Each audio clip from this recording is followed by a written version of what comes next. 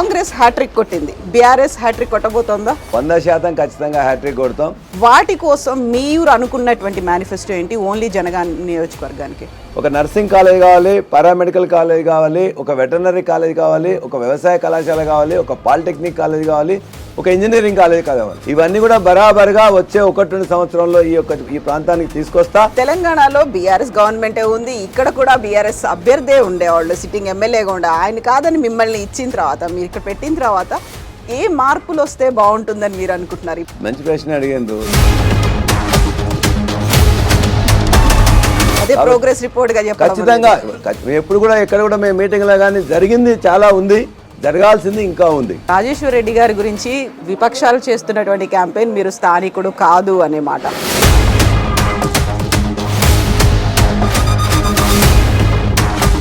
మళ్ళా కాలక్రమేణా మొన్న మేము చేసిన జిల్లాలలో ఇది కూడా 3 ముక్కలైంది. ఒక పక్కన రేవంత్ రెడ్డి, మరొక పక్కన కోమటిరెడ్డి పెట్టుకొని మాట్లాడుతుండు.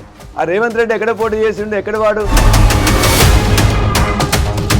కేసీఆర్ బిడ్డ అన్నాడు కాబట్టి ఆ డౌట్ వస్తున్నట్టుంది. ఆ గంటన్నరలోనే పోతాను, అవసరం అనుకుంటే సార్తో మాట్లాడుకుంటాను, జనగామ అభివృద్ధికి పైసలు తెస్తాను, జనగామలో అభివృద్ధి చేస్తాను. పోటీ అనేది ద్విముఖంగా ఉందా, త్రిముఖంగా ఉంది అనుకుంటున్నారా మీరు? జనరల్ గా బీజేపీ కాబట్టి పోటీలో ఉందని కాబట్టి ఉందనే అంటాం, లేదన్నట్లయితే అహంకారం అవుతుంది. సో ఈజీ కేక్ వాక్ అనుకుంటున్నారా? ఏదైనా టఫ్ టాస్క్లు ఏమైనా కనిపిస్తున్నాయి? నాకు ఆత్మవిశ్వాసం ఉన్నది, ఖచ్చితంగా గెలుస్తాం, బ్రహ్మాండ మెజార్టీతో.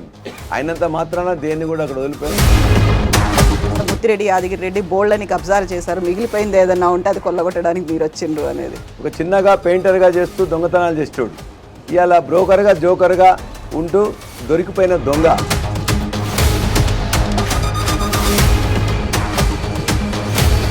అది ప్రజలు నచ్చరు, మెచ్చరు, ఏ విధమైన బుద్ధి చెప్పాలో చెప్పు తీరుతారు.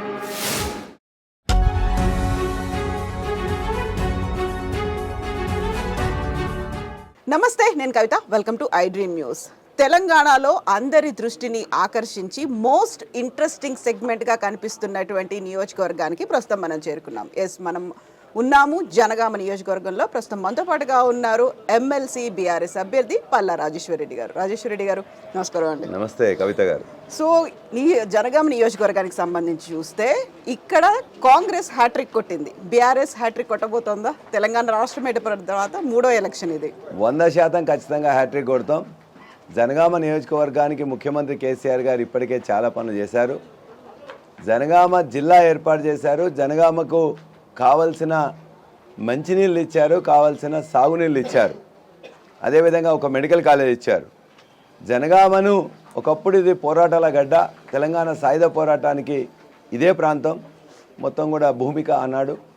అదేవిధంగా ఆ తర్వాత జరిగిన నక్సలైట్ ఉద్యమంలో కూడా ఇదే ప్రాంతం బాగా పాల్గొన్నది. ఇక్కడున్న యువత కానీ ప్రజలు కానీ తొలి దశ మలి దశ తెలంగాణ ఉద్యమాల్లో కూడా జనగామ ముందు పీట నిలబడ్డది. కాబట్టి జనగామ ఎప్పుడు అవసరం అనుకుంటే అప్పుడు నిలబడ్డది, కలబడ్డది, కొట్లాడింది. కాబట్టి జనగామ ప్రజలకు కూడా తెలంగాణ వస్తే మొట్టమొదలే రావాలని చెప్పేసి అలా నీళ్ళు వచ్చి 2 లక్షల ఎకరాలకు నీళ్ళు వస్తున్నాయి. వరి పంటనే ఈ ఉమ్మడి 6 జిల్లాలలో ఇక్కడ 3.5 లక్షల మెట్రిక్ టన్నుల ఒడ్లు పండుతున్నాయి. ఇక్కడ 60,000 లీటర్ల పాడి అభివృద్ధి జరుగుతున్నది. ఈ ఏరియాలో పామాయిల్ కూడా ఇవాళ దరిదాపుగా ఒక 30-35 వేల ఎకరాలలో వస్తున్నది. అంటే ఒక విధంగా జిల్లా ఏర్పడంతో పాటు ఒకప్పుడు సాగునీళ్ళు కాదు మంచినీళ్ళ కోసం తనలాడిన జనగామ ఇవాళ తాగునీళ్ళకు కానీ మంచినీళ్ళకు కానీ డోకా లేదు. కొద్దిగా అక్కడక్కడే ఉన్నట్లయితే చేసుకోవాలి. కాబట్టి కేసీఆర్ గారు తెలంగాణ తెచ్చిన తర్వాత ఇవన్నీ చేసింది కాబట్టి జనగామ ప్రజానీకం ఖచ్చితంగా ఇది ఎక్కువ కూడా గ్రామీణ ప్రాంత నియోజకవర్గం ఒక జనగామ తప్ప. జనగామలో ఉండేవాళ్ళు కూడా చుట్టుపక్కల ఉండే భూములు కానీ వ్యవసాయం కానీ ఉన్న వాళ్ళే. కాబట్టి ఈ యొక్క రూరల్ నియోజకవర్గంలో ఖచ్చితంగా 3వసారి అద్భుతంగా బీఆర్ఎస్ పార్టీ అలా హ్యాట్రిక్ కొట్టబోతుంది. ఇప్పుడు ప్రభుత్వ పథకాలు ఎన్నున్నప్పటికీ బీఆర్ఎస్ పార్టీ మేనిఫెస్టో ఏం చెప్పినప్పటికీ కూడా జనగామకి సంబంధించి ప్రత్యేకమైనటువంటి పరిస్థితులు ఉంటాయి, ఇక్కడ ఉండేటువంటి స్థానిక సమస్యలు ఉంటాయి. వాటి కోసం మీరు అనుకున్నటువంటి మేనిఫెస్టో ఏంటి ఓన్లీ జనగామ నియోజకవర్గానికి? జనగామ నియోజకవర్గంలో ఇప్పటికే కొంత సంతోషం అనేది జనగామ జిల్లా ఏర్పడడం, తద్వారా మెడికల్ కాలేజ్ వచ్చింది, తద్వారా ఇంకొద్దిగంత ఇక్కడ విద్యా యొక్క అవకాశాలు పెరగాలి. అందుకోసమనే మొన్న సభలో వచ్చినప్పుడు అడిగినాం, ఒక నర్సింగ్ కాలేజ్ కావాలి, పారామెడికల్ కాలేజ్ కావాలి, ఒక వెటర్నరీ కాలేజ్ కావాలి, ఒక వ్యవసాయ కళాశాల కావాలి, ఒక పాలిటెక్నిక్ కాలేజ్ కావాలి, ఒక ఇంజనీరింగ్ కాలేజ్ కావాలి. ఇవన్నీ కూడా బరాబరుగా వచ్చే 1-2 సంవత్సరంలో ఈ ప్రాంతానికి తీసుకొస్తా. ఖచ్చితంగా ఇక్కడ ఉండే పిల్లలందరూ కూడా గవర్నమెంట్ విద్యా సంస్థలోనే వీటిని బలోపేతం చేస్తా. ఒక స్పష్టమైన ప్రణాళికతో నేను వచ్చిన గ్రామ ప్రణాళిక, వార్డు ప్రణాళిక, నియోజకవర్గ ప్రణాళిక ఉంది. ఆ ప్రణాళికలో భాగంగా విద్యా అవకాశాలు ఇక్కడ పెంచుతాం. అదేవిధంగా ఎక్కడెక్కడైతే సాగునీళ్ళు కొద్దిగంత తక్కువ ఉందో ఇప్పటికే 72 కోట్లు నాకు ఇచ్చిండ్రు, చేస్తున్నాం. ఇంకా కావాలంటే ఆ కాలువల ఏర్పాటు కానీ ఎక్కడెక్కడ కొన్ని కోర్టు కేసులు ఉండడం వల్ల భూసేకరణ వల్ల ఆగిపోవడం వల్ల అవి కూడా చేసి పూర్తిగా ప్రతి ఎకరాకు నీళ్ళు ఇచ్చే ప్రయత్నం చేస్తాం.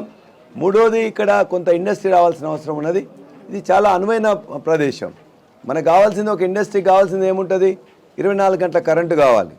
అదేవిధంగా ఆ 24 గంటల కరెంటు కావాలి. ఇక్కడ నీళ్లు కావాల్సి వస్తుంది. దేవాదుల నుంచి నీళ్ళు వస్తున్నాయి, 24 గంటల కరెంటు వస్తున్నది. ప్రభుత్వ భూమి ఇలా ఇక్కడ దొరుకుతున్నది. దాంతోపాటు ఈ యొక్క లైన్స్ అనేది రవాణా సౌకర్యం బాగా ఉన్నది. NH ఉన్నది. అదేవిధంగా రైల్వే లైన్ కూడా, నేషనల్ రైల్వే లైన్ కూడా ఇక్కడ ఉన్నది. ఇవన్నీ అనుకూల పరిస్థితులు ఉన్నాయి కాబట్టి హైదరాబాద్ నుంచి వెళ్ళి వరంగల్ పోయే ఒక ఇండస్ట్రియల్ కారిడార్ ఖచ్చితంగా భవిష్యత్తులో చేయాల్సిన అవసరం ఉంది. కాబట్టి ఆ ఇండస్ట్రియల్ కారిడార్లో భాగంగా ఈ ప్రాంతంలో రా మెటీరియల్ ఏం దొరుకుతుందో చూసుకొని, ఇలా వడ్లు అనేది రా మెటీరియల్ కాబట్టి ఒక పెద్ద రైస్ ఇండస్ట్రీసే కాకుండా ఇథనాల్ లాంటి ఫ్యాక్టరీస్ కూడా ఇక్కడ పెట్టుకోవచ్చు. ఇవాళ మిల్క్ ప్రొడక్షన్ 60,000 రాష్ట్రంలోనే ఇక్కడ ఎక్కువ కాబట్టి ఇక్కడ దానికి సంబంధించిన ఫుడ్ ప్రాసెసింగ్ యూనిట్స్ కానీ, అగ్రోబేస్ యూనిట్స్ కానీ పెట్టుకోవచ్చు. పామాయిల్ని బాగా ఇక్కడ ఎంకరేజ్ చేస్తున్నాం. ఇలా 1,00,000 కోట్ల ఇవాళ మనం డబ్బుల్ని ఇంపోర్టింగ్ కోసం అని చెప్పేసి ఇస్తూ ఉన్నాం. కాబట్టి ఆ 1,00,000 కోట్లు ఇవాళ దేశం నష్టపోతూ ఉంది. అందులో భాగంగానే ఈ రాష్ట్రంలో 2 లక్షల ఎకరాలకు ఇవాళ పామాయిల్ వేస్తుంటే ఇక్కడ కూడా ఒక 30 నుండి 35 వేల ఎకరాలకు వేయబోతున్నాం. కాబట్టి పామాయిల్ బేస్డ్ ఇండస్ట్రీస్ కూడా ఖచ్చితంగా ఇక్కడ పామాయిల్ వేసినాం కాబట్టి దాన్ని ఎక్స్ట్రాక్ట్ చేయడానికి కావాల్సిన ఇండస్ట్రీ కూడా ఇక్కడ ఖచ్చితంగా వస్తుంది. ఈ ప్రాంతంలో విద్యా అవకాశాలు పెంచడం ఒకటైతే, రెండోది సాగునీటి అవకాశాలు గ్యాప్స్ ఉంటే వాటిని ఫిలప్ చేసుకోవడం, మూడోది ఉపాధి ఉద్యోగ అవకాశాలు కూడా పెంచుకోవడానికి కావాల్సిన ఇండస్ట్రీస్ కారిడార్ని దీన్ని ఖచ్చితంగా ఉపయోగించుకుంటాం. ప్రణాళికాబద్ధంగా వాటన్నింటినీ తెచ్చుకుంటాం. జనగామ అభివృద్ధి అనేది అక్కడ చేస్తాం. ఇక్కడ జనగామకి సంబంధించి ఒక విచిత్రమైనటువంటి పరిస్థితి ఉంది. ఒక ఇంట్రెస్టింగ్ అంశం ఏంటంటే, తెలంగాణలో బీఆర్ఎస్ గవర్నమెంటే ఉంది, ఇక్కడ కూడా బీఆర్ఎస్ అభ్యర్థే ఉండేవాళ్ళు, సిట్టింగ్ ఎమ్మెల్యేగా ఉండే. ఆయన కాదని మిమ్మల్ని ఇచ్చిన తర్వాత, మీరు ఇక్కడ పెట్టిన తర్వాత ఏ మార్పులు వస్తే బాగుంటుందని మీరు అనుకుంటున్నారు? ఇప్పటిదాకా అయితే వాళ్ళు చేయలేరు అని చెప్పలేదు, గవర్నమెంట్ ఇవ్వలేదు అని చెప్పలేదు, మీ వాళ్ళే ఉన్నారు, మీ పార్టీయే ఉంది. బట్ మీరు ఇక్కడ ఫోకస్ పెట్టాలి అంటే ఏ అంశాల మీద ఫోకస్ పెట్టాలి, ఏం ప్రజలకు కన్విన్స్ చేయాలనుకుంటున్నారు? మంచి ప్రశ్న అడిగారు. జనగామలో గత 2 సార్లు కూడా బీఆర్ఎస్ చేసినప్పుడు ఏ అభివృద్ధి జరిగిందో మేము ముందే చెప్తున్నాం. మంచినీళ్ళకే లేదు, మంచినీళ్ళు ఇచ్చుకున్నాం. సాగునీళ్లకు లేదు. ఇవాళ అత్యధిక ఎక్కువ పంట పండించేటట్టు సాగునీళ్ళు, ఇవాళ చెరువులు ఎండిపోకుండా కాలువలు మొత్తం కూడా కాలువల్లో నీళ్లు ఎప్పటికి ఉండేటట్టు కూడా అన్ని విధంగా చేసుకున్నాం. అదేవిధంగా జిల్లా కూడా వచ్చింది కదా, మెడికల్ కాలేజ్ కూడా వచ్చింది కదా. అభివృద్ధి జరగలేదని చెప్పేసి ఎవరంటే, అభివృద్ధి జరిగింది, చాలా జరగాల్సింది ఉంది, ఇంకా ఎక్కువ ఉంది. అదే ప్రోగ్రెస్ రిపోర్ట్ గా ఖచ్చితంగా ఎప్పుడు కూడా ఎక్కడ కూడా మేము మీటింగ్లో కానీ జరిగింది చాలా ఉంది, జరగాల్సింది ఇంకా ఉంది. జరిగింది చాలా ఉంది, జరగాల్సింది ఇంకా ఉంది. జరగాల్సిన దానిలో నేను స్పష్టమైన ప్రణాళిక చెప్పినాం. ఇక్కడ ఒక మంచి నీళ్ళు వస్తున్నాయి, దాన్ని ఇంతకుముందు అసలు వాడేవాళ్ళు కాదు, ఇప్పుడు వాడుతున్నారు. కానీ దానికి ఒక పర్సెప్షన్ ఉంది, ఆ నీళ్లు తాగితే మంచి కాదు అని చెప్పేసేది. ఆ నీళ్ళు ఏదైతే చీటకోట రిజర్వాయర్ నుంచి వస్తున్నాయి దాన్ని బ్రహ్మాండంగా చేసుకొని వాటిని పూర్తిగా రక్షిత మంచినీళ్లను, ప్యూరిఫైడ్ వాటిని ఖచ్చితంగా వచ్చే 3 నెలల్లోనే వాళ్ళకి ఇవ్వబోతాం. ఇది ఒక స్టెప్ అహెడ్ అంతే. ఉన్నదాన్ని కొద్దిగా బెటర్ చేసుకున్నాం. దాన్ని ఇలా ఆ పర్సెప్షన్ తీసేసి ఇది అన్నిటికంటే మంచినీరు అని చెప్పేసి వాళ్ళందరూ కూడా టెస్ట్ ద్వారా చూపించి నాతో పాటు అందరినీ కూడా తాగిచ్చే ప్రయత్నం చేస్తాం. రెండో అంశం, ఇలా మెడికల్ కాలేజ్ వచ్చింది, దాని చుట్టూ మిగతా కూడా రావాల్సి ఉంటుంది. ఒక మెడికల్ ఈకో సిస్టమ్ డెవలప్ కావాలి. ఇలా నర్సింగ్ కానీ, పారామెడికల్ కానీ, డాక్టర్స్ కానీ, విద్యార్థులు కానీ, మెడికల్ కాలేజ్ అంటే ఒకటే కాదు, ఒక 1000 బెడ్డెడ్ హాస్పిటల్ వస్తుంది. హాస్పిటల్లో 2000 మంది ఎంప్లాయీస్ ఉంటారు. ఇక్కడ ఉండే వాళ్ళందరూ కూడా ఇక్కడే జరుగుతుంది. కాబట్టి జరిగింది మెడికల్ కాలేజ్ వచ్చింది, దాని తర్వాత జరగాల్సిన మిగతాయి కూడా నేను తీసుకొని వస్తా అంటున్నాను. అట్నే ఇమ్మీడియట్గా ఫ్యాక్టరీస్ అనేది రావు. ఇది 3 టైర్ సిటీ. 1 టైర్ సిటీ అయితే ఇలా హైదరాబాద్, సికింద్రాబాద్ ఉన్నదో, 2 టైర్ సిటీస్ వరంగల్ లాంటివి ఉన్నాయో, ఇలా 3 టైర్ సిటీ. 2 టైర్ సిటీకి రావడానికే ప్రస్తుతం ఇండస్ట్రీస్ కొద్దిగా ఇబ్బంది అవుతుంది. అటువంటిప్పుడు 3 టైర్ సిటీకి తీసుకోవడానికి ప్రయత్నం జరుగుతుంది. కాబట్టి అంత అవలీలగా జిల్లాలు ఏర్పడిందే దేశంలో మొట్టమొదటిసారి 33 చేసుకోగానే అభివృద్ధి అనేది బాగా జరిగింది. ఇంకా జరగడానికి అని చెప్పేసి వాళ్ళ పార్టీ యొక్క విన్నబిలిటీ ఫ్యాక్టర్ మీద నాకు ఇవ్వడం సీట్ జరిగింది. అంతే తప్ప ఇంతకుముందు వాళ్ళు చేయలేదనో అభివృద్ధి జరగలేదనో కాదు. చాలా క్లారిటీ ఉంది, చేసింది చాలా ఉంది, చేయాల్సింది ఇంకా ఉంది. సో ఇక్కడ రాజేశ్వర్ రెడ్డి గారి గురించి విపక్షాలు చేస్తున్నటువంటి క్యాంపెయిన్ మీరు స్థానికుడు కాదు అనే మాట. చాలామంది చాలా అబద్ధాలు, అసత్యాలు, బూతులు మాట్లాడుతున్నారు. నేను అట్లా మాట్లాడలేను. నేను చదువుకున్నవాడిని, విజ్ఞత సంస్కారం ఉన్నది. నేను ఇదే ప్రాంత బిడ్డని. జనగామ ప్రాంతం ఒకప్పుడు ఇదంతా కూడా ఉమ్మడి నల్లగొండ జిల్లాలో ఉండేది. తిరుమలగిరి కానీ, ధర్మసాగర్ కానీ, చేర్యాల కానీ, ఆలేరు కానీ, ఇవన్నీ కూడా జనగామతో సహా. ఆ తర్వాత కాలక్రమేణా ఈ నల్లగొండ జిల్లా మొత్తం కూడా వరంగల్ జిల్లాగా మారిపోయింది. కొంత వరంగల్ జిల్లా, కొంత నల్లగొండ జిల్లాకు అయిపోయింది. తిరుమలగిరి కానీ, ఆలేరు కానీ, భువనగిరి ఇదంతా నల్గొండకి వెళ్ళిపోయింది. ఈ ధర్మసాగరు, చేర్యాల, జనగామ ఇదంతా కూడా వరంగల్ జిల్లాకి వెళ్ళిపోయింది. మళ్ళా కాలక్రమేణా మొన్న మేము చేసిన జిల్లాలలో ఇది కూడా 3 ముక్కలైంది. ఒకటి హన్మకొండ జిల్లాకి వెళ్ళిపోతే ధర్మసాగర్, ఈ ప్రాంతం జనగామని జిల్లా ఏర్పడ్డది. అదేవిధంగా చేర్యాల మొత్తం సిద్దిపేట జిల్లా ఏర్పడ్డది. ఈ యొక్క భౌగోళిక హద్దులు తెలియని వాళ్ళు, భౌగోళిక సరిహద్దులు తెలియని వాళ్ళు, ఈ ప్రాంత చరిత్ర తెలియని వాళ్ళు, ఎక్కువగా చదువుకొని వాళ్ళు, సంపాదనే మార్గంగా ఉన్నవాళ్ళు ఈ విధంగా అబద్ధాలు ప్రచారం చేసి ఏదో విధంగా కొద్దిగా కన్ఫ్యూజన్ క్రియేట్ చేయాలనుకుంటారు. చదువుకున్న వాళ్ళు మిగతా వాళ్ళందరూ తెలుసు. నేను ఈ ప్రాంత బిడ్డను, జనగామ ప్రాంత బిడ్డను. ఒక గ్రామం ఇటు ఉంటుంది, అటు ఉంటుంది. ఒక వార్డు ఇటు ఉంటుంది, అటు ఉంటుంది. ఇలా వార్డులో నేను 15వ వార్డు తిరుగుతున్నా. ఆ రోడ్లో 15వ వార్డు, ఈ వార్డులో 17 వార్డు. నువ్వు స్థానికుడు కాదని చెప్పేసి అనలేరు కదా. కాబట్టి ఎక్కడైనా 15, 16, 17 వాళ్ళు కూడా అవసరం అనుకుంటే ఇంకో వార్డులో పోటీ చేస్తూ ఉంటారు. అట్లానే పక్కనే నేను ఇదే ప్రాంతం బిడ్డను కాబట్టి నాకు హక్కు ఉన్నది. ఇక్కడ వాళ్ళు ఎవరి ముందు మాట్లాడుతున్నారు? ఒక పక్కన రేవంత్ రెడ్డి, మరొక పక్కన కోమటిరెడ్డిని పెట్టుకొని మాట్లాడుతున్నాడు. ఆ రేవంత్ రెడ్డి ఎక్కడ పోటీ చేసిండు? ఎక్కడ వాడు? కల్వకుర్తివాడు. ఎక్కడ పోటీ చేస్తున్నాడు? ఇలా కొడంగల్లో పోటీ చేసిండు. రెండోసారి మల్కాజ్గిరిలో పోటీ చేసిండు. మూడోసారి కామారెడ్డిలో పోటీ చేస్తుండు. అదేవిధంగా కోమటిరెడ్డి వెంకటరెడ్డి ఉన్నాడు. ఎక్కడ ఆయన నియోజకవర్గం? నకరేకల్లు. ఎక్కడ పోటీ చేసిండు? నల్లగొండలో. మళ్ళోసారి ఎక్కడ చేసిండు? భువనగిరిలో. మరి వాళ్ళకు లేని అది మిగతా ఇలా కాంగ్రెస్ నాయకులకు లేని నీతి మాకే ఉంటుందా? అదేవిధంగా గురువింద కింద తన నలుపుని ఎరగనన్నట్టు వాళ్ళకు ఆయన మధ్యలో నిలబడి అటుపక్క ఇటుపక్క ఉన్న వాళ్ళు పోటీ చేస్తుంటే లేని నీతి ఇలా పల్లరాజేశ్వరరెడ్డికి రాదు కదా. రెండోది, పల్లరాజేశ్వరరెడ్డి ఇక్కడ ఉంటున్నా సార్కు దగ్గర కదా, ఇంకొకటి అబద్ధ ప్రచారం. అందుకే కేసీఆర్ మా ఇంటి బిడ్డ అన్నాడు కాబట్టి ఆ డౌట్ వస్తున్నట్టుంది. కేసీఆర్ గారికి ఖచ్చితంగా దగ్గరగా ఉన్న అవసరం రీత్యా ప్రధాన కార్యదర్శిగా, రైతు బంధు సమితి అధ్యక్షునిగా, పార్టీ నిర్ణయాలన్నింటినీ అమలు చేసేవానిగా ఖచ్చితంగా ముఖ్యమంత్రి వెంటనే 10 సంవత్సరాలు నడిచిన, ఇవాళ కూడా ఖచ్చితంగా నడుస్తా. ఇవాళ ఇష్టపడి జనగామకు ఎమ్మెల్యే అభ్యర్థిగా వస్తున్నాం కాబట్టి ఆ ఎమ్మెల్యే అభ్యర్థిగా వచ్చినప్పుడు ఇక్కడనే ఉండాల్సిన అవసరం ఉంటుంది.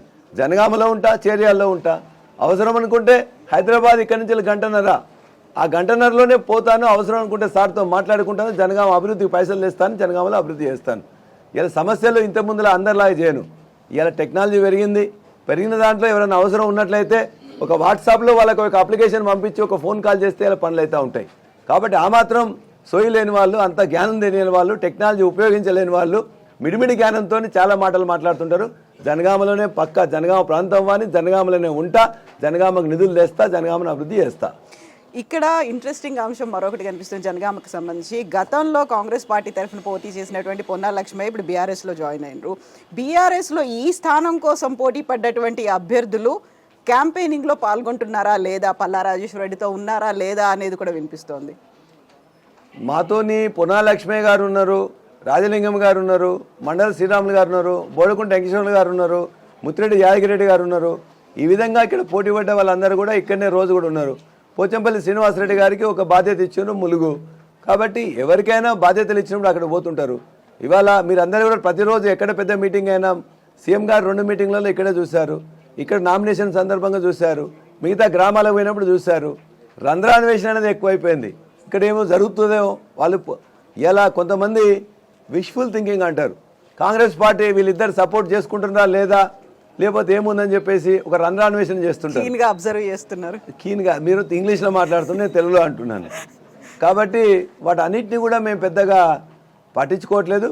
యావత్తు జనగామ నియోజకవర్గం భారత రాష్ట్ర సమితి యొక్క క్యాడర్ నాయకులు కానీ శ్రేణులు కానీ ఐక్యంగా ఒకటే జట్టుగా కదులుతున్నారు. ఇవాళ మా పాండు మీద ఓడిపోయిన సింహాద్రి ఉన్నాడు. ఇలా వచ్చినప్పుడు మేము ఇద్దరం కలిసే ముగ్గురం పోయినాం, ఫోటో దిగినాం, మాట్లాడుకున్నాం, వచ్చినాం, అయిపోయింది. అట్లానే ఇంకో నియోజకవర్గంలో కూడా మేము అందరినీ కూడా ఆహ్వానించుకున్నాం. వాళ్ళందరూ కూడా కలిసే చేస్తున్నాం. ముత్తిరెడ్డి యాదగిరెడ్డి గారిని, అదేవిధంగా ఒక మండల శ్రీరాములు గారు వచ్చారు, వారు కూడా ఇంతకుముందు అభ్యర్థిగా ఉన్నారు. ఇప్పుడు కూడా ఆశావాళ్ళు ఉన్నారు, చేసుకుంటున్నాం. మేము ఐక్యంగా ఉన్నాం, పార్టీ ఐక్యంగా ఉంది. 2 అద్భుతమైన సభలు జరిగినాయి. ప్రజల్లో ముఖ్యమంత్రి గారి మీద చేసినవి అన్నీ కూడా స్వానుభవంలో ఉన్నాయి. కాబట్టి వాళ్ళందరూ కూడా ఏమి వాళ్ళు అనుభవిస్తున్నారో వాళ్ళకి తెలుసు. ఇవాళ 24 గంటల కరెంటు కావచ్చు, రైతు బంధు కావచ్చు, రైతు బీమా కావచ్చు, కళ్యాణ లక్ష్మి కావచ్చు, కేసీఆర్ కిట్ కావచ్చు, అన్ని సంక్షేమ పథకాలు, వాళ్ళ పిల్లలు చదువుతున్న గురుకుల పాఠశాలలు అనేకం కూడా ఉన్నాయి. అన్నీ కూడా అనుభవిస్తున్నారు. భవిష్యత్తులో ఇచ్చేది కూడా ఇవాళ కేసీఆరే. ఇవాళ కాంగ్రెస్ చెప్పినా కూడా ఇవ్వదు. ఇతర 4 రాష్ట్రాల్లో వాళ్ళు అధికారంలో ఉన్నారు. మేము పింఛన్ ఎక్కువ ఇస్తూ ఉన్నారు. ఆ రాష్ట్రాల్లో ఇవ్వట్లేదు కదా. కర్ణాటకలో ఇవ్వట్లేదు, ఛత్తీస్గఢ్లో ఇవ్వట్లేదు, హిమాచల్లో ఇవ్వట్లేదు, రాజస్థాన్లో ఇవ్వట్లేదు. వాళ్ళు అక్కడ ఇవ్వండి, ఇక్కడ ఇస్తారని చెప్పి ప్రజలు ఎట్లా నమ్ముతారు? ప్రజలకు వాళ్ళ మీద విశ్వాసం లేదు. ఒకవేళ ఎక్కడైనా బీజేపీ ఫెయిల్ అయితే కాంగ్రెస్ వస్తుంది, కాంగ్రెస్ ఫెయిల్ అయితే బీజేపీ వస్తుంది. మేము ఇక్కడ ఫెయిల్ కాలేదు. మేమందరం సక్సెస్ఫుల్గా సంక్షేమం చేసినాం, అభివృద్ధి చేసినాం. కాబట్టి ఖచ్చితంగా 3వ సారి ముఖ్యమంత్రి కేసీఆర్ అవుతారు. ఇక్కడ పోటీ అనేది ద్విముఖంగా ఉందా, త్రిముఖంగా ఉందనుకుంటున్నారా మీరు? జనరల్గా బీజేపీ కాబట్టి పోటీలో ఉందని కాబట్టి ఉందనే అంటాం. లేదన్నట్లయితే అహంకారం అవుతుంది. ఓకే, సో అయితే ద్విముఖ పోటీయేనా? త్రిముఖ పోటీ అని చెప్తున్నాం కదా. ఓకే, సో ఈజీ ఎవరికి ఎన్ని ఓట్లు వస్తాయి నేను చెప్పలేను, కానీ భారత జాతీయ పార్టీగా ఉన్న వాళ్ళు కాబట్టి ఉన్నారు కాబట్టి వాళ్ళు కూడా పోటీలో ఉన్నారు. ఖచ్చితంగా త్రిముఖ పోటీ అనుకుందాం. సో ఈజీ కేక్ వాక్ అనుకుంటున్నారా? ఏదైనా టఫ్ టాస్క్లు ఏమైనా కనిపిస్తున్నాయి? ఇప్పుడు హార్డ్లీ మనకు ఒక 10 days మాత్రమే మిగిలింది. ఆత్మవిశ్వాసం ఉండాలి, అతి విశ్వాసం ఉండకూడదు. నాకు ఆత్మవిశ్వాసం ఉన్నది. ఖచ్చితంగా గెలుస్తాం బ్రహ్మాండ మెజార్టీతో. అయినంత మాత్రాన దేన్ని కూడా అక్కడ వదిలిపోయాం. ఖచ్చితంగా ఎక్కడెక్కడ ఏం చేయాలో అన్నీ చేస్తాం. 30వ తారీఖు సాయంత్రం 7 గంటలకు పోలింగ్ బంద్ అయ్యేంత వరకు కూడా మా నాయకులను, కార్యకర్తలు అందరినీ కూడా జాగ్రత్తగా పెట్టుకుంటూ, ఖచ్చితంగా ప్రతి వాళ్ళని కూడా అడుగుతూ, అందరినీ కూడా రిక్వెస్ట్ చేస్తూ, వాళ్ళ యొక్క సమస్యలకు సమాధానం చెప్తూ, వాళ్ళందరినీ కూడా ఓటు వేయాల్సిందిగా. ఓటు అనేది పెద్ద వజ్రాయుధం. ఆ ఓటును సరిగ్గా వినియోగించుకోమని చెప్పేసి వాళ్ళందరినీ కోరుతాం. అద్భుతమైన విజయం సాధిస్తాం. సో ఇక్కడ 2 రోజుల కింద వచ్చినటువంటి బహిరంగ సభలో రేవంత్ రెడ్డి చాలా కీలకమైనటువంటి వ్యాఖ్యలు చేశారు, ఇంక్లూడింగ్ మీ మీద కూడా. గతంలో ఇక్కడ ముత్తిరెడ్డి, యాదగిరి రెడ్డి బోల్డ్ని కబ్జాలు చేశారు, మిగిలిపోయింది ఏదన్నా ఉంటే అది కొల్లగొట్టడానికి మీరు వచ్చిండ్రు అనేది. రేవంత్ రెడ్డి చరిత్ర మీకు తెలుసు, నాకు తెలుసు, ఈ రాష్ట్ర ప్రజలందరూ తెలుసు. ఒక చిన్నగా పెయింటర్గా చేస్తూ దొంగతనాలు చేసేవాడు. ఇవాళ బ్రోకర్గా, జోకర్గా ఉంటూ దొరికిపోయిన దొంగ అతను. మొత్తం కూడా ఇవాళ జైల్లో ఎన్ని రోజులు ఉండడం మీ అందరికీ తెలుసు. అదేవిధంగా ఆ తర్వాత అతనే దీన్ని ఒక 100 కోట్లు పెట్టేసి పిసిసి అధ్యక్షుడు కొనుక్కున్నాడని చెప్పేసి ఇదే కోమటిరెడ్డి వెంకటరెడ్డి, రాజగోపాల్ రెడ్డి ఇవాళ వాళ్ళందరూ కూడా కంప్లైంట్ ఇచ్చి బయట చెప్పాను. మేం చెప్పట్లే. ఇవాళ సీట్లు కూడా ఇలా ప్రతాప్ రెడ్డి దగ్గర డబ్బులు తీసుకునే సీట్ ఇచ్చిందని చెప్పేసి ఒక 45-50 సీట్ల దాకా కూడా డబ్బులతో అమ్ముకోండి చెప్పేసి అన్నారు. ఆనాడు ఓటుకు నోటు కేసులో అంతకుముందు పెయింటర్గా, ఇవాళ కూడా అన్ని దొంగ పనులు చేసిండు. కాబట్టి దొంగలకందరూ అందరు దొంగలుగానే అవపడతారు. పచ్చకామర్లో రోగికి అంత లోకమంతా పచ్చగా అవపడ్డట్టు రోజు నిత్యం భూ కబ్జాలు చేస్తూ, బ్లాక్మెయిల్ చేస్తూ, ఇవాళ జూబ్లీహిల్స్లో ఒక ఆఫీసు దానికోసం తెరిచి ఇవాళ అందరినీ కూడా బెదిరించే బతుకుపడుతున్న ఇలా రేవంత్ రెడ్డి, కేసీఆర్ గారిను నా మీద మాట్లాడేంత అంత లేదు. ఖచ్చితంగా అతనికి ఎక్కడ పెడతారో ఇలా. అందుకే ముఖ్యమంత్రి గారు అన్నారు కేసీఆర్కి పిండం పెట్టమని చెప్పేసి. అంటే ప్రజలు ఎవరికి పిండం పెడతారో దీని తర్వాత తెలుస్తుంది. అసభ్యంగా, అశ్లీలంగా బూతు మాట్లాడుతూనే అది గొప్ప అనుకుంటున్నాడు. అది ప్రజలు నచ్చరు, మెచ్చరు. ఏ విధమైన బుద్ధి చెప్పాలో చెప్తీరుతారు. అయినప్పటికీ కూడా చాలా కాన్ఫిడెంట్గా ఉన్నారు. December 3rd వచ్చేటువంటి రిజల్ట్లో December 6th తానే సీఎంగా సంతకాలు పెట్టబోతున్నాను అనేది ప్రమాణ స్వీకారం చేస్తున్నాను. December 9th సంతకం, తొలి సంతకం నేనే పెడతా అంటున్నాడు. మిత్రులు మీలాంటి వాళ్ళందరూ కూడా ఇవాళ మీడియాలో వాళ్ళకి కావాల్సినంత ప్రచారం ఇస్తున్నారు కాబట్టి అటువంటి అన్ని మాటలు బయటకు వస్తున్నాయి. ఇవాళ అంటే ఎవరు కూడా ఆపలేము. సోషల్ మీడియా అని రకరకాలు అన్నీ ఉన్నాయి కాబట్టి అంటుంటారు. ఇవాళ ఎవరు ఇంతకుముందు 2014లో కూడా చెప్పిండ్రు. ఏం చెప్పిండ్రు? మేమే తెలంగాణ ఇచ్చింది, మేమే చాలా కష్టపడి ఇచ్చినాం కాబట్టి మమ్మల్ని ఎన్నుకోమని చెప్పాను. ప్రజానీకం, తెలంగాణ ప్రజానీకం బాగా తెలివైన ప్రజానీకం, చైతన్యవంతమైన ప్రజానీకం కాబట్టి కేసీఆర్ గారికి 63 సీట్లు ఇచ్చాను. 2018లో ఇక చేసింది చాలు, మేమే ఇస్తామని చెప్పి ఆనాడు దుష్ప్రచారం చేసాను. అయినా కూడా 88 సీట్లతో ఆనాడు ఆశీర్వదించాను. ఇవాళ ఖచ్చితంగా ఎవరిని దుష్ప్రచారాలు చేసినా, ఎవరైనా అబద్ధాలు చేసినా ఖచ్చితంగా ఇవాళ నిన్న ముఖ్యమంత్రి కేసీఆర్ గారు చెప్పినట్టు వండి పెట్టిన తర్వాత నేను వచ్చి వడ్డిస్తా అన్నట్టుంది వాళ్ళ పరిస్థితి. ఖచ్చితంగా ఇందులో కూడా వచ్చిన దానికంటే పోయినసారి కంటే ఎక్కువ కూడా సీట్లు ఇస్తారు. కేసీఆర్ గారిని 3వ సారి ముఖ్యమంత్రి చేస్తారు. ఎవరన్నీ కళలు కన్నా అవి కళ్ళలు అయితే తప్ప నిజాలు కావు.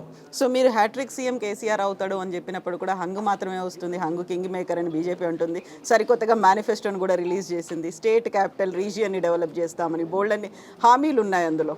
10 రోజులు అయితే మీరు నేను ఇక్కడే ఉంటాం మేడం. 10 రోజుల తర్వాత మాకు వచ్చే సీట్లన్నీ ఎన్ని వస్తాయని చెప్పి ఆ రోజు అనాలిసిస్ చేస్తారు మీరే. 3వ తారీఖు రిజల్ట్ వచ్చిన తర్వాత ఇవాళ ఎలక్షన్ల ముందు గంగిరెద్దులాగా ఎవరో వచ్చి చేస్తుంటారు. ఇవాళ కాంగ్రెస్ నాయకులు కానీ కార్యకర్తలు ఎట్టున్నారంటే మాకు అవకాశం 10 సంవత్సరం నుంచి రాలే, ఈసారి కూడా వస్తే మొత్తం కూడా జనగామలో ఏమన్నా ఇంతకుముందు రౌడీజం చేసి గుండాయిజం చేసి హంతకులుగా ఉన్న వాళ్ళందరూ కూడా ఇలా కాంగ్రెస్ పార్టీ ఫంక్షన్ చేరింది. రేవంత్ రెడ్డి లాంటి నాయకుడు దొరికింది కాబట్టి రియల్ ఎస్టేట్ పేరు మీద భూ కబ్జాలు చేస్తూ ఇవాళ ప్రభుత్వాలకు చెప్పిన రికార్డ్ ప్రకారం కూడా ఈయన ఇక్కడ కాంగ్రెస్ అభ్యర్థి ఇవాళ అటువంటి వాళ్ళు ఉన్నారు కాబట్టి వాళ్ళ వంచన చేరింది. ఆ కాంగ్రెస్ అభ్యర్థి కూడా ఇక్కడ ఎట్లా ఉన్నాడంటే 4 సార్లు పార్టీలు మారిండు. మొట్టమొదటిసారి టీఆర్ఎస్ పార్టీ ఇస్తే టీఆర్ఎస్ పార్టీ మీద పోటీ చేసిండు. ఆ తర్వాత దాన్ని నిస్సిగ్గుగా ఆంధ్ర పార్టీ అన్న వైఎస్ఆర్సీపీకి అమ్ముకున్నాడు. 3వసారి పువ్వు గుర్తుకు అమ్ముకున్నాడు. 4వసారి చేయి గుర్తుకు అమ్ముకున్నాడు. ప్రతి ఎన్నికల్లో కండువా మారుస్తాడు, పార్టీ మారుస్తాడు, జెండా మారుస్తాడు, చివరికి మనసు మార్చుకొని వస్తాడు. అంత చపలచిత్తుడైన క్యాండిడేట్లు ఇవాళ డబ్బులు తీసుకొని ఆయన సీట్ ఇచ్చినంత మాత్రాన కాంగ్రెస్ పార్టీ గెలుస్తుందని చెప్పేసి అనుకుంటే ఇటువంటి వాళ్ళే మొత్తం కూడా రాష్ట్రంలో ఉన్నారు. పైసలతోనే పీసీసీ కొనుక్కున్నాడు కాబట్టి పైసలతోనే ఇవాళ సీట్లు అమ్ముకున్నాడు. కాబట్టి దాంతోనే ఇవాళ ఏదో కొద్దిగంత మీడియాను కూడా కొంత ప్రభావితం చేస్తుండొచ్చు. కాబట్టి ఏం చేసినా కూడా బరాబరుగా ఇవాళ ఖచ్చితంగా సీఎం గారు 3వసారి, కేసీఆర్ గారే 3వసారి ముఖ్యమంత్రి కాబోతున్నారు. సో ఇప్పుడు మైనారిటీలకు సంబంధించి చూస్తే మైనారిటీలంతా కాంగ్రెస్ వైపు ఉన్నారనేది వినిపిస్తుంది. ఓట్ల పోలరైజేషన్ అవుతుంది అనేది వినిపిస్తుంది. గతంలో ఎంఐఎం అనౌన్స్ చేసింది మేము పోటీ చేసే స్థానాల్లో మాకు ఓటేయండి, లేకపోతే బీఆర్ఎస్ ఓటేయండి అని. బట్ ఇప్పుడు మైనారిటీలు కాంగ్రెస్ వైపు చూస్తున్నారని కాంగ్రెస్ చెప్తోంది. కాంగ్రెస్ పార్టీ కానీ ఇతర పార్టీలు కానీ ఇప్పటి వరకు మైనార్టీలను ఓట్ల బ్యాంక్గా చూసిండ్రు. మొట్టమొదటిసారిగా ఈ దేశంలో మైనార్టీలను వాళ్ళు మనుషులు వాళ్ళ యొక్క గౌరవించాలని చెప్పి చేసింది. ఇవాళ షాదీ ముబారక్ ఇచ్చిన ఇవాళ వాళ్ళందరూ కూడా గురుకులాలు ప్రతి కాన్స్టిట్యున్సీలో 210 గురుకులాలు పెట్టి వాళ్ళ పిల్లలకు విద్య ఇచ్చిన బయటికి పోవడానికి ఇలా వాళ్ళందరికీ కూడా ఒక 20 లక్షల రూపాయలు ఇలా ముస్లిం విద్యార్థులకు చదువుకోవడానికి ఇచ్చిన ఇవాళ వాళ్ళు 20 ఏళ్ళ బడ్జెట్ని కూడా మేము ఇవాళ ఒకటే సంవత్సరంలో పెట్టినాం. అటువంటి చేసిన ఇవాళ ఇచ్చింది కూడా ఇవాళ ఒక కేసీఆర్ గారే. ముస్లిం మిత్రులందరికీ కూడా తెలుసు, సోదరులందరూ కూడా తెలుసు. ఇవాళ కాంగ్రెస్ పార్టీ వెంబడి ఆ విధంగా గుడ్డిగా పోయే ఇవాళ ముస్లిం యువకులందరూ కూడా అందరూ కూడా చైతన్యవంతంగా ఉన్నారు. కేసీఆర్ ఈ ప్రభుత్వం ఏం చేసిందనే స్పష్టమైన అవగాహనతో ఉన్నారు. అందుకే నేను చెప్పిన 3వ తారీఖు తర్వాత వారి కళలు అవుతాయి. మొత్తం యావత్తు సమాజం, తెలంగాణ సమాజం మొత్తం కూడా కేసీఆర్ వెంటనే నడుస్తుంది. సో ఎన్ని వస్తాయని మీరు అనుకుంటున్నారు మొత్తం ఓవరాల్గా? ఇప్పుడు ఉమ్మడి వరంగల్ జిల్లాకి సంబంధించి ఉమ్మడి వరంగల్ జిల్లాలో 10 సీట్ల వరకు వస్తాయి. ఓవరాల్గా పోయినసారి కంటే ఎక్కువ వస్తాయి. సో వాట్ అబౌట్ తెలంగాణ మొత్తం అన్ని తెలంగాణలో అరౌండ్ 90 సీట్స్ ఖచ్చితంగా వస్తాయి. సో సెకండ్ ప్లేస్ ఎవరికి పోటీ? ఖచ్చితంగా కాంగ్రెసే. అండి. థ్యాంక్ యూ సో మచ్ అండి రాజేశ్వర రెడ్డి గారు. Best wishes. Thank you.